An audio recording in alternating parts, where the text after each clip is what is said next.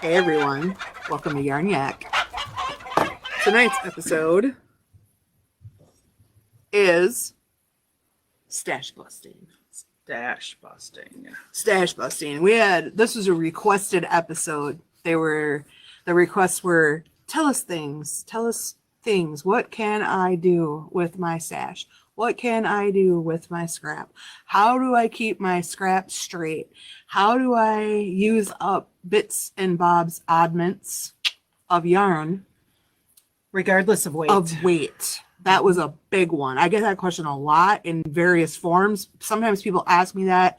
They don't really know what they're asking me, but that's what they mean. So I'm going to explain.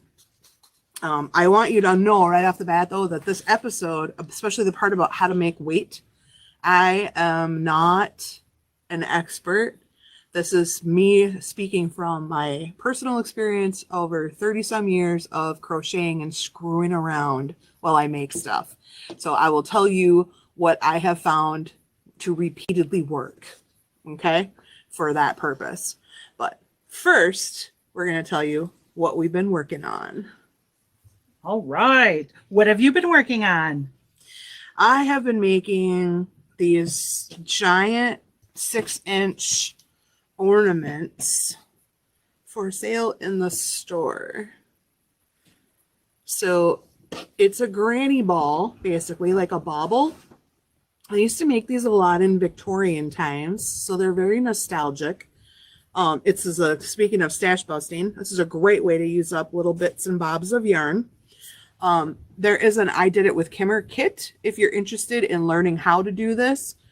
It's a slightly smaller ball, but it gives you the general idea of how you go about working this out. And I think if you do that one, you will get the hang of how you can add rows and start playing around with extra stitches, different stitches, to make your ornaments unique and really special. But that's what I've been doing. I've been making them, lots and lots of them. I've been having just a blast with the Jameson and Smith yarn. Kimmer was confronted with a wall of color and just couldn't stop. If you've noticed our backdrop tonight. So beautiful. They're amazing. They're 25-gram balls of 100% pure Shetland yarn from the UK, from Scotland. And it is just glorious, fun, really beautiful, high quality stuff to work with that doesn't cost a fortune. There's no way I could talk about this yarn for the entire episode, so I'm going to stop. This is great stuff, knitting or crocheting. You will love it. It's amazing. You will love it. And the colors are just great. Yeah. Yeah, the colors are just amazing. It's endlessly fascinating to me. I love color. So anyway, that's what I've been doing. What have you been doing, Carla? I have been working on this Marguerite motif.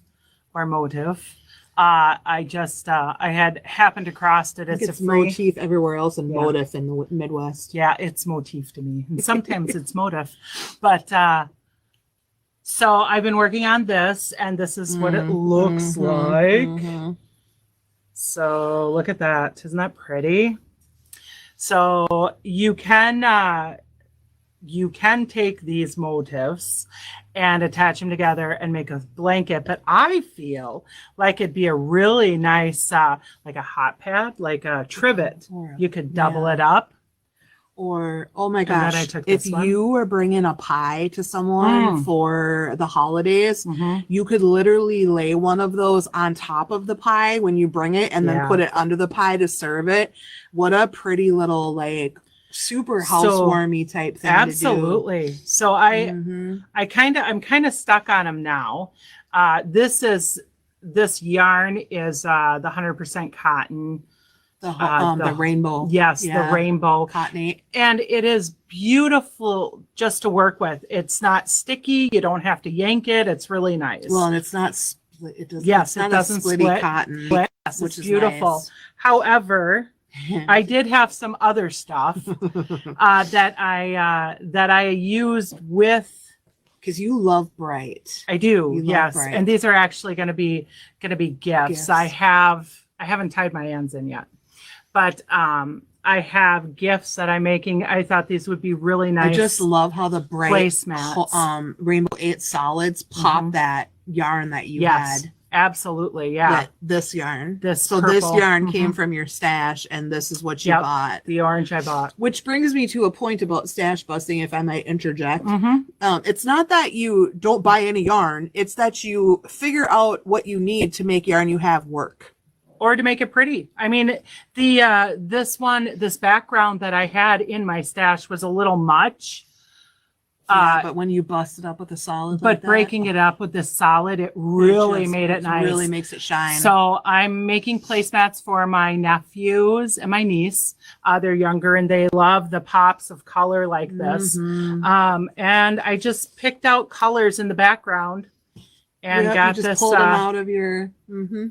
So yeah, it's turning out really nice. The pattern link for that, it's the pattern link is for the entire blanket, but the motif is embedded in that pattern. It's contained in that pattern, and that is posted on our Yarn Yak page, as well as a link to how to get. And I did it with Kimmer Granny Bobble Kit.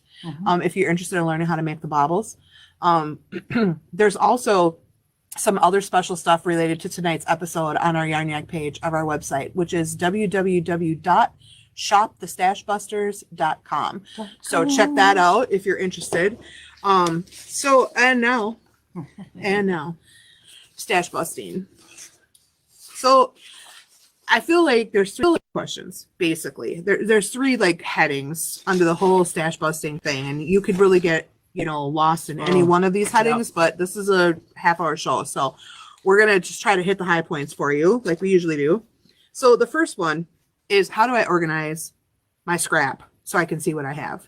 Because 30 grams or less is scrap, right? Then that's what patterns that say you need scrap amounts. Here's an illuminating little tidbit for you.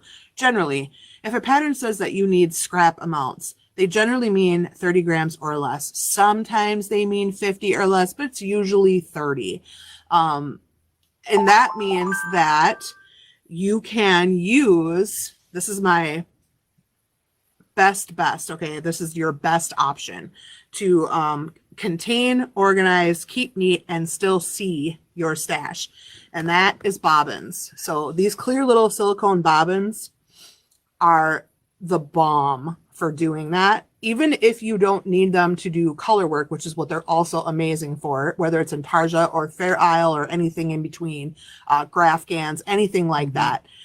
Even if you don't need them for that, they're still awesome for organizing your scrap stash, because you can see what is in them. Okay. Your ends stay contained wherever you put them, but they also unwind totally easily. They don't get snagged. They don't get caught. If you pull some out and you need to wind it back up, or you want to wind it in the first place, this is how they work. They just pop open and you just wind your yarn on them. Oh, wow. And then you just pop it shut like that.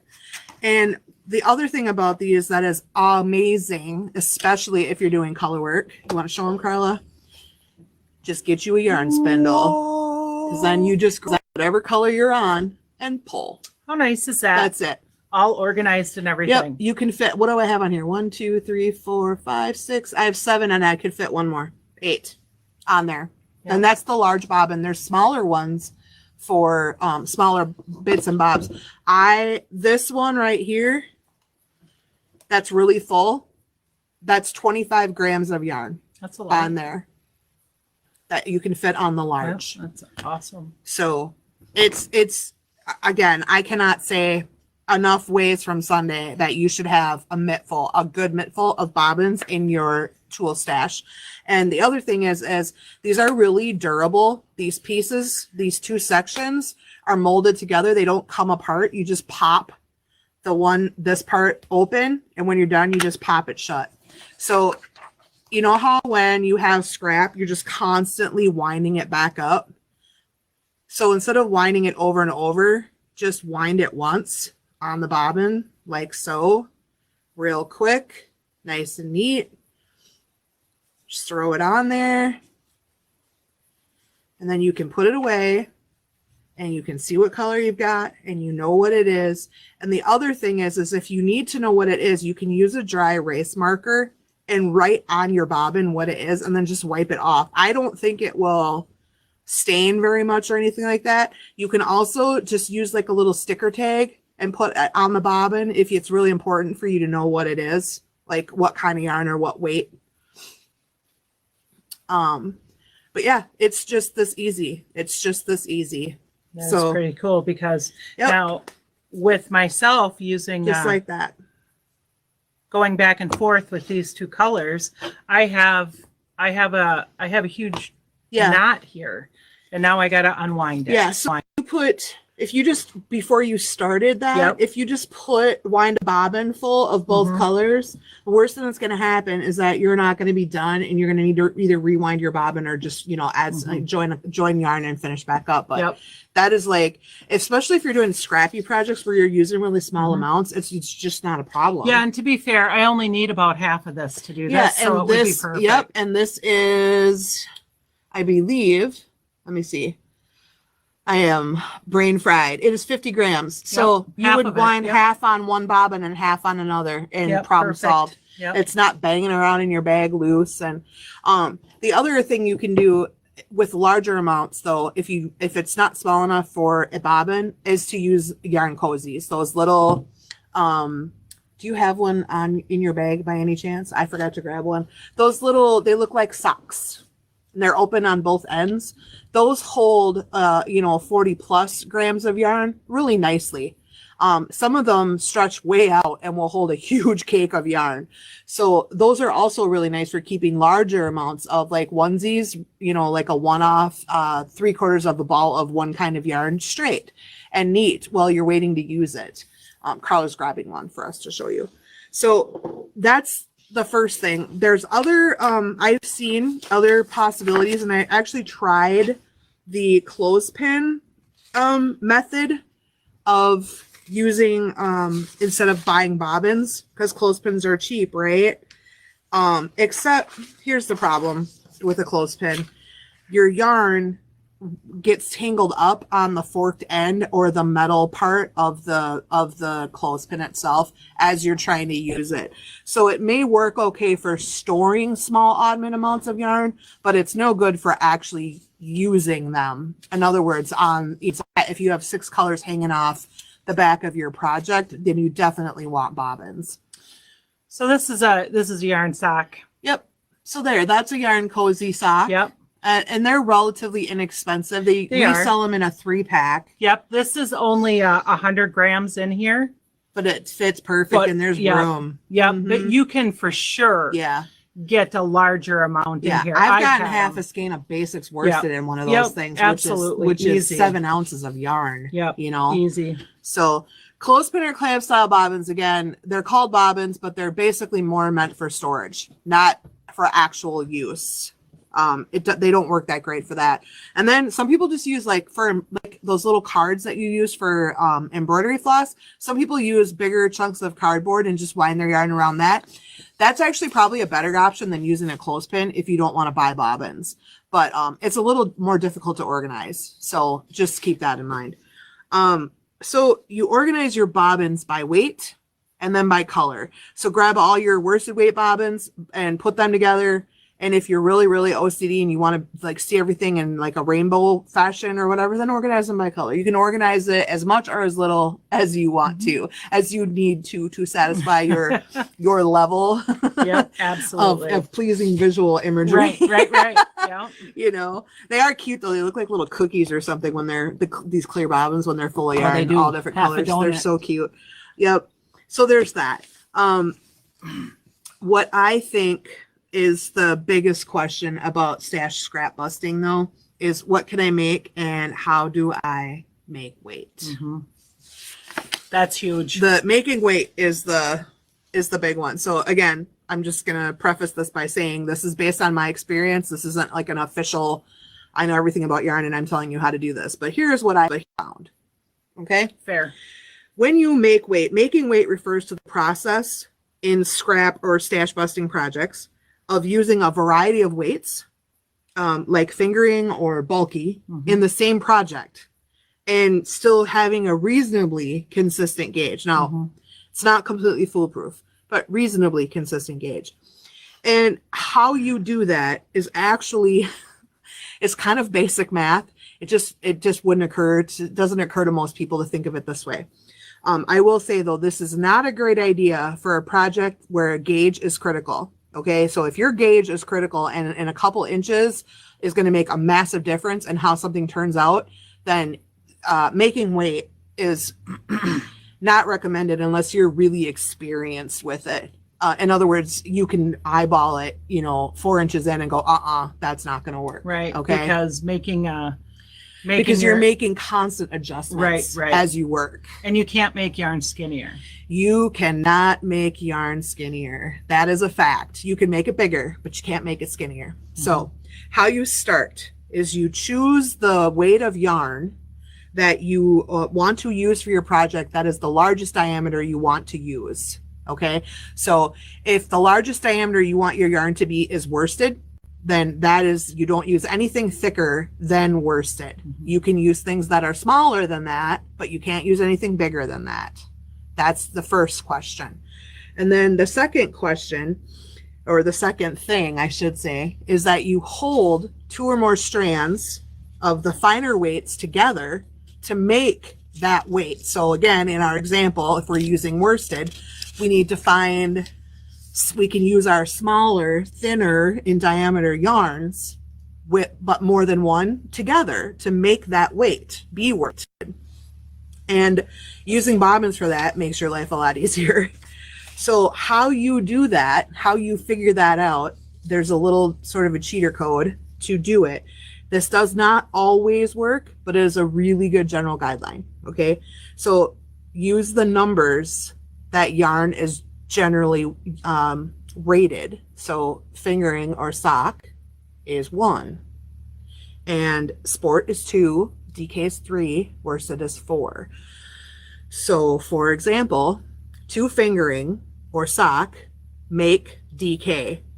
And the reason that that works is because whenever you're building a thickness, you always, if you have an even, so you always want to add 1 if it's not coming out to a yarn weight. In other words, if you were using, I had a really good example written down.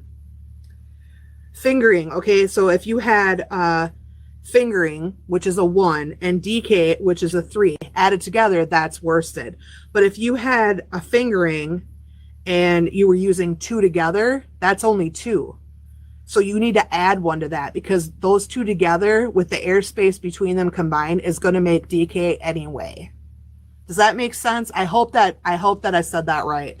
Sometimes I have a hard time explaining the things I know that I just instinctively know. So I'm going to let Carla give you some more examples about how to make weight, and then maybe we'll try and say that one more time a little more clearly. Okay. So she already said that 2 fingering. Oh, okay. No. So 2 fingering or sock weight make DK 3. Well, 3 fingering makes worsted because then you add 1. Right. Oh, because you add 1. You add 1. So if you have 2 fingerings, okay, that essentially is a DK because it's 1 plus 1, and then you add 1 to make 3. So 1 DK and 1 fingering make worsted. That comes out, right? Because DK is a 3 and fingering or sock is a 1. Got it. So that makes worsted. 2 DK, 3 and 3, those make bulky chunky. Got it. 1 DK and 1 fingering make worsted. Yep. 2 DK make chunky or bulky. Yep. 2 worsted makes super bulky, super chunky. So here's a really good example of a yarn that a lot of people can relate to, and that is Line Brand Thick and Quick. 2 worsted is the same as using Thick and Quick, unless the worsted is like what I call a skinny worsted, like a weenie worsted. That's actually a DK. And if that doesn't blow your mind. Yeah, you'll know looking at it, you'll kind of get the feel for it. Again, it may seem tricky, but it doesn't take very long though when you're holding 2 or 3 strands together before you start seeing your strands as one. Right. almost like you look at yarn that has split and you know that it's all one loop and you've got to catch them all. You just, in your mind, you just start seeing it as one, you know? That's true. Yeah, that's how it works. But when you're doing this, it's always best to use a simpler stitch. Yes, don't get crazy. Don't start doing things where you got to put, 12 loops on your hook and ends up being, I can't even do the math, 36, 48 loops or whatever, because you're using multiple strands held together. Keep it simple. The fancy part of this is the yarn. Yeah, your color, your scrappy look is what you're going for here, and any kind of complicated ornate stitching is just going to be lost in all the color anyway. Absolutely. So this is a really, really good way to burn yarn up, and it's mindless work because you're not doing anything complicated. The only thing you're doing is being really creative, like this color and this color. So here's where this gets fun. Because you're using different kinds of yarn, you get to create a colorway by holding these loops together that didn't previously exist. So you can make some really unique things. And if you have enough of your stashy scrappy stuff, you can make patterns doing this. It doesn't have to be just completely random, although that has its own look and it's attractive. So there's that. I'm just going to return to making weight one more time because I just want to make sure I'm being really clear. Anytime that you add the weight of a yarn and the weight of another yarn together and it doesn't come out to be the next up weight that it should, just add one and consider that to be the weight. I hope that was more clear. Add one what? You're just adding a number. You're not adding another. Yeah, you're not adding another loop. You're just adding one to your count, to your math count.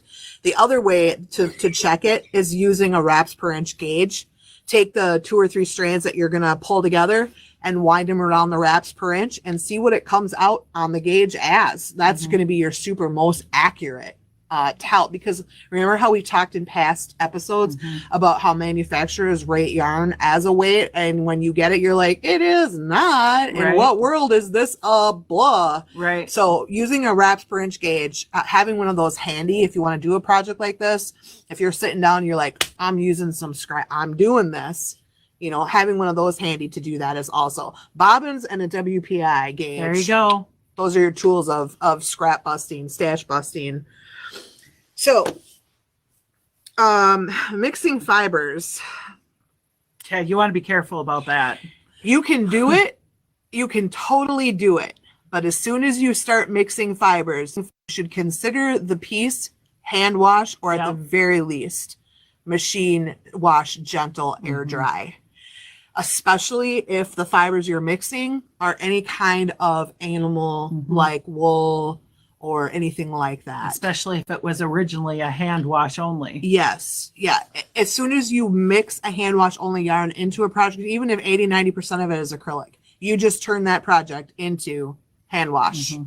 Because what will happen if you ignore that, ask me, because I did it. Ask me. Go ahead, ask me. Are you asking me? Okay. Yeah. What happened? What happened is that when I put the object, which was the blanket, through the washer and dryer, because I was like, what? You can wash 90-10 yarn, 90% acrylic, 10% wool. Why can't I wash this? Well, I will tell you, because the wool is not mixed up in little tiny fibers throughout and blended throughout the acrylic. It's in one spot. And so what happens is that one spot shrinks, felts, and goes like this. And my blanket is now a corset, which is not the intended shape. Right. Not even close. Right. And you also can damage your fibers. Like you can wreck some of that. So you can use up your bougie yarn scraps in a project like this, but just remember that you just turn that whole project into a gentle, careful, delicate washing situation. Just keep that in mind.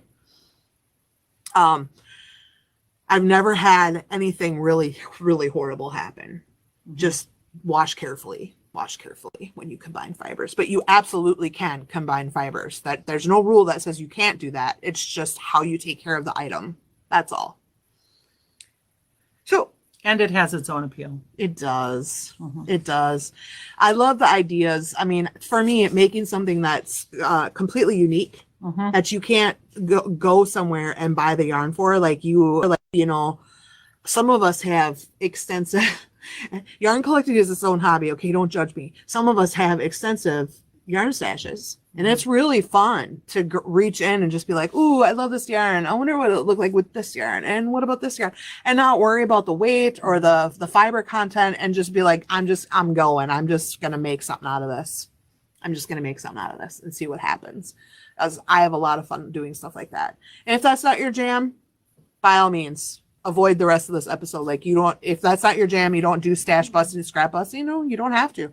Nope, this is just a good way to do it. It's a good way to do it. If you want to. If you want to. So, Cameron, what can we make with these? What if I only have one ball's worth? If you only have one ball of yarn and you don't want to mix it with anything else, okay? Yeah. You just want to burn up a ball of yarn. First of all, if you have Google, use it. But second, I will tell you, really things that are kind of a pretty sure bet is a hat. Yep. A simple short cowl, any kind of small lovey for a kid, pillow covers, like you can do a front cover easily. Oh, sure. Even for like a bigger pillow with one ball of yarn. Yep. You can do a whole pillow with one ball of yarn if it's a heavier yardage, like a lighter weight, heavier yardage yarn. You can make all kinds of little stuffed toys, all kinds of them. Little bits of yarn are good for baby rattles. Oh yeah. Yeah, you don't need very much to make little things like that. Yeah, you can make the crap out of things like this. If you like any kind of granny square anything, then all your little pieces are awesome for that. You just need to get them on a bobbin so you can line them up and see what you got. That's really what that comes down to. One ball of yarn is enough to make, I always say a hat because that's like the go-to. You can make a hat. You can make a couple of headbands out of a ball of yarn. You can make fingerless mitts that don't have a long cuff. You can get one of those, a set of those out of a ball of yarn. So no fingers, no thumb, and no cuff. You can always take some scrap and add a cuff of a different color to it. Those are just general guidelines. However, on our Yarn Yak page, we listed a whole bunch of knitting and crochet scrap stash busting links. Most of them are either videos or lists of patterns that you can click on and find all kinds of different patterns. Some of them are blankets, some of them are smaller things, of ways to use your onesie twosies or bust up your oddments, your bits of mobs stash. So take a look at that. I hope that curls your toes a little bit. Don't fall down the rabbit hole. So here's the I want to play taps. Uh-oh. Here's what happens sometimes though. Sometimes you buy yarn and it sits in your stash for a really long time. Okay. It happens to everybody. It happens to everybody, despite our best intentions that when we purchase yarn, we're going to use it immediately for a thing. It sometimes just doesn't work out that way. And sometimes you have it for a long time and you have since worked several other projects and it's not calling to you. It's not saying, I am this, make me this anymore. Sometimes you buy yarn with no purpose. We all do that all the time because it's you can think of a bunch of things you want to make with it, but then you get distracted by other things or by life and nothing gets made out of it and you move on to other yarn. Okay. So that's not like don't beat yourself up about that. It happens. It might make you feel less positive about your craft. Like one day you're a diva superstar and you're just making stuff right and left. And then the next day your husband, oh my God, you have so much yarn. Oh my God, you don't need this much. It's crazy. Why do you have all this yarn? First of all, they don't understand. Okay. They truly don't. I know people say all the time that collecting yarn is a different hobby than actually making things out of yarn, but it's true in a way, but it's actually that the two things are complementary. Sometimes you need yarn to get inspired to make something. And sometimes you want to make something and you buy yarn to make it with. So I advise to try to find some balance there. Yep. A happy medium. A happy medium. Okay. If you're not taking food out of anyone's mouth to have your yarn stash, then have your yarn stash if it makes you happy. That's what I say about that. But if you do need to divest yourself of some yarn that you purchased that you either grew out of, maybe your skills changed or your taste in fiber changed, Or maybe you had a great idea for it, but the great idea kind of became moot and went away. And now you can't see yourself using that yarn for anything else. So these things happen. Sometimes it seems great in the store. And then when you get it home, you're like, oh, I am never going to make this thing out of this. This is crazy. Why did I do that? And we've all done that too. So the best thing you can do is give it away. You can try to sell it. You can try. Like Facebook Marketplace or garage sales or something like that. But it is highly unlikely that you will get much for it. There are a lot of people that are trying to give away yarn for free and can't find takers on those types of marketplaces. So there's that. Your best bet though is to gift it. And I would start with any other yarn lover, because what you don't want for whatever reason, for any reason, someone else might be like, oh, ooh, me, pick me. I'll take it. Yep. Okay. Maybe that yarn is for them, the thing that curls their toes and inspires a project. Okay. So there's that. Thrift shops will often take your yarn. Churches may take your yarn that you don't, the ones you don't want. A nursing home may take your yarn. Even if it's not for knitting and crochet, they often use yarn for some of their crafts, type things that they do. Also, there are people who knit and crochet for nursing homes. And if the nursing home has yarn to give them, that's always nice, because then the people that are doing the charity work don't have to buy or use up their own yarn stash. So always check that possibility out. Same with like a hospital. You can always check there. Any community center or program. There's quite a few of them that are always looking for yarn. So if your yarn was stored well, Yarn Yak episode prior to this, a few back now, I can't remember, episode 3 or 4, about storing your yarn well. If your yarn was stored well and it's in good condition, those types of places will be really happy to get your yarn. The yarn you don't want to use. And they don't care if it's onesies or twosies, because they're going to scrap it out like I was just telling you how to do. Right. That's what they're going to do. However, be aware of allergens and airborne contaminants. If you smoke, don't donate your yarn. Just chuck it. Okay, that's not nice to do to anybody. Some people are really super hypersensitive to like cigarette smoke. And then other allergens. If your dog likes to sleep on your yarn, your new yarn, hey, I'm not judging. I'm just saying, if your dog or cat, especially cats actually, like to sleep on your yarn or whatever, and that makes it not new condition anymore. So the best thing you can probably do is give it to someone who also has dogs and cats, or just get rid of it instead of gifting it for use in charity work. Because again, some people are really sensitive to those allergens. So you can check out that list on our page for ideas, things you can do. All kinds of things. Yeah, there's lots of things you can do. From small to big. Yep. There's, I mean, I could go on and on. Should I keep going? Ornaments. Yeah. Motifs. Coasters, headbands, anything for a kid. Yep. I mean, anything for a kid you can make out of one ball. Doll clothes. Pretty much anything, I should say. Yeah. Oh yeah, doll clothes. You can always also donate your finished items. Yes. If you don't, just because you made something and you don't have a use for it, just donate that then. Right. You know, there's lots of, especially this time of year, lots of places you can donate hats, mittens, scarves, stuff like that, little blankets, anything like that. Amigurumi is an awesome use for oddball bits of yarn, because there's not many things that take a ton. I mean, unless you're making like monster big stuffies, but if you're just making little things, there are people that they make like little food. They make like little food, so they make a little apple this big. They literally need like 10 grams of red yarn to make an apple. You know, there's lots of things like that you can make.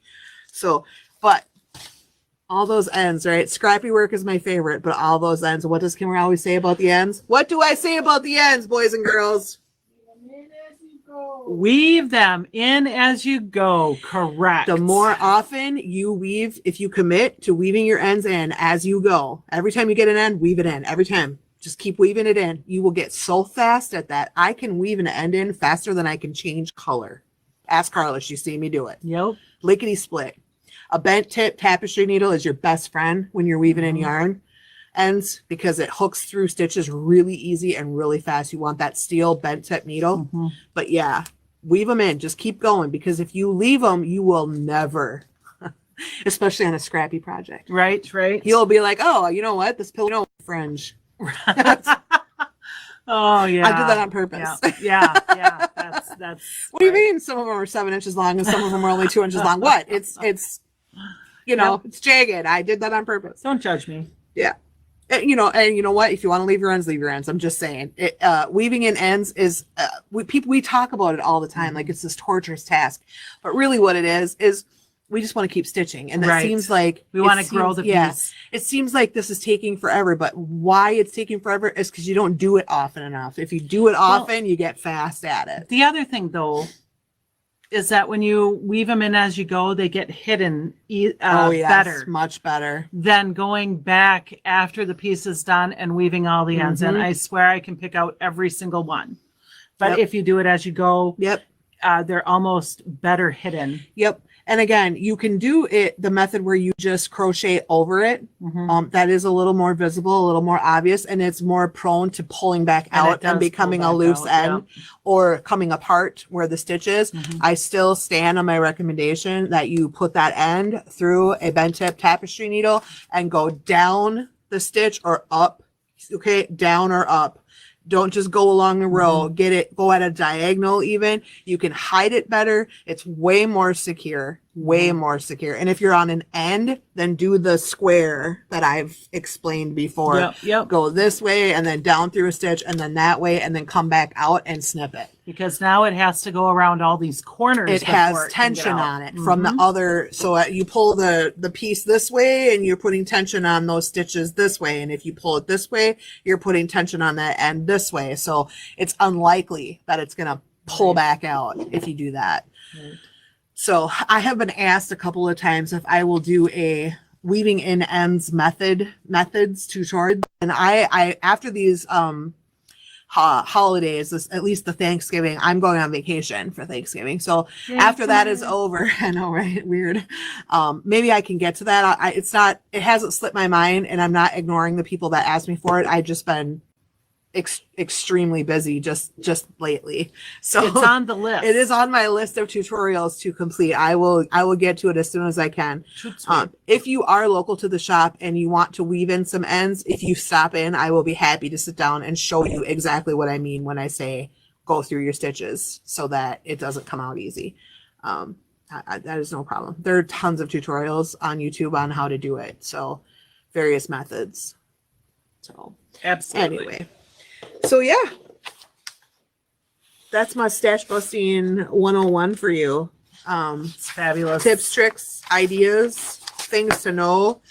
Don't be afraid to do it. Don't be afraid to do it. Try it out.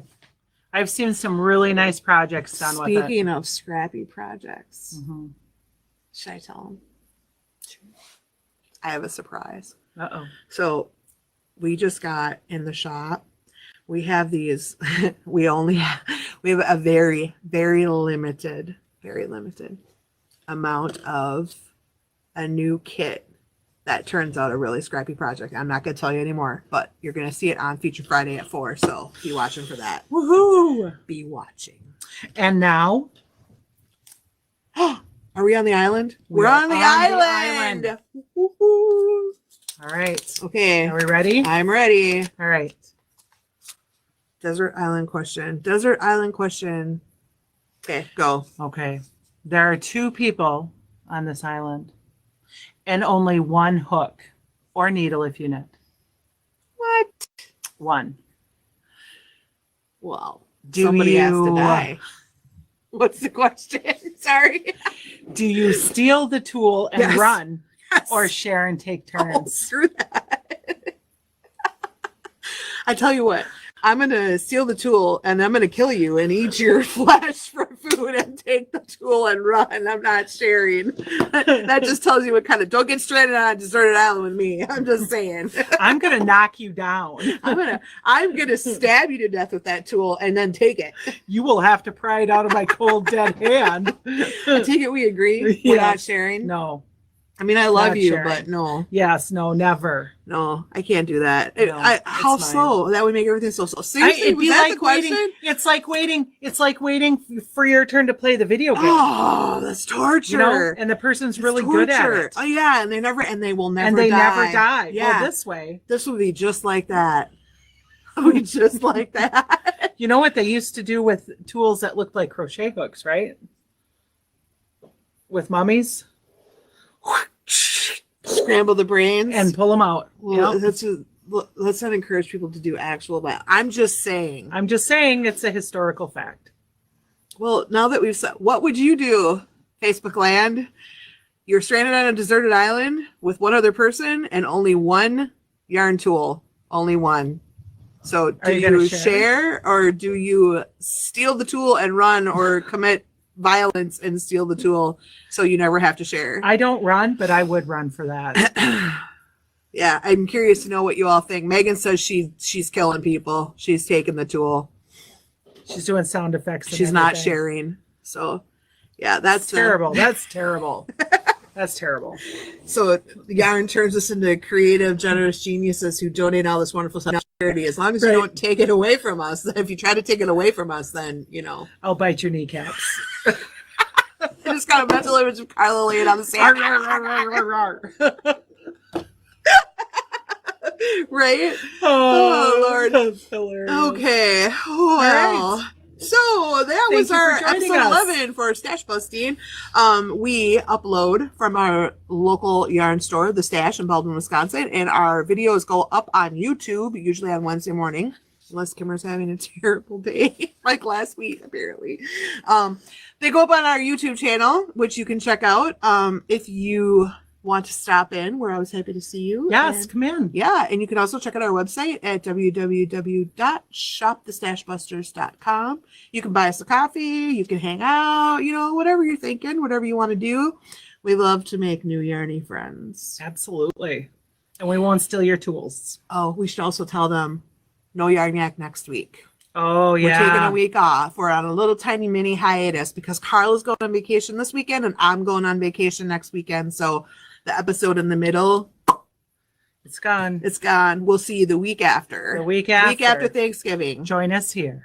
Join us here, 7 Have a- p.m. Tuesday night. That's right. Have a what? Have a fabulous holiday. Have a super fabulous. I hope it's whatever you need it to be. Right. Festive, fun, calm, tons of family, no family, whatever it Yep. is that will make you happy. No matter what, I hope you have yarn Yes. for it. Yes. Yes. Happy yarning, my friends.